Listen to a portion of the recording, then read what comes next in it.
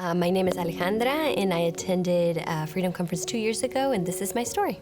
In May, when we attended the Freedom Conference, I was in a good place. I didn't realize that there was freedom to be offered to me. On one of the talks, it was Pastor Grant got up there and shared. He talked about the spirit of depression. The term spirit of depression was new to me. I think I had so accepted depression and anxiety as a way of life and a part of life that I allowed Satan to just enter with it, and I identified with it and clung to it. A year before I attended, we had finalized our adoption of our 2 teens. My husband deployed right after we came home. It was just me and the teens for the first 6 months, and that had a lot of challenges and sweet memories, but I didn't really realize how much I was holding on to and not processing from the big change. So when my husband came home, I kind of let go of that tension that I had and started to feel a lot of symptoms of depression and anxiety. I had accepted that depression and anxiety were just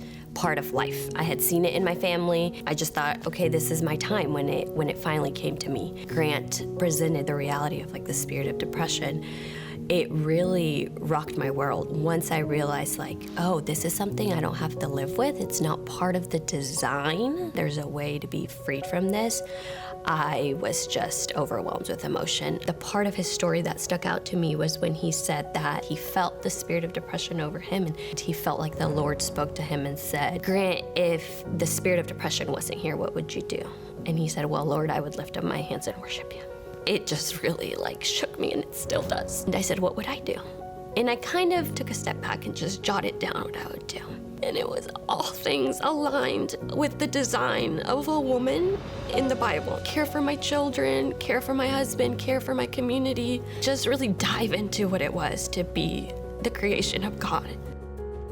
I didn't realize the true power that we have in just simply being children of God. I know it now, and I can name it, and I can close that door on it in the name of Jesus Christ. I know I have that power. If I would have had this from earlier on, then my default maybe wouldn't have been, this is just who I am, and claim it as part of my identity. And I don't want that for my kids. If you're still sitting there considering whether or not to sign up for the Freedom Conference, I really want to encourage you to just take the leap of faith. Ask the Lord before you get there to show you what it is that you need to bring. It's a very dangerous place to be if you think you have nothing to work on, because I think that's exactly what the enemy wants. So this is my personal invite to you to sign up, invite your friends, commit to the full 3 days, and be ready to see what the Lord has for you.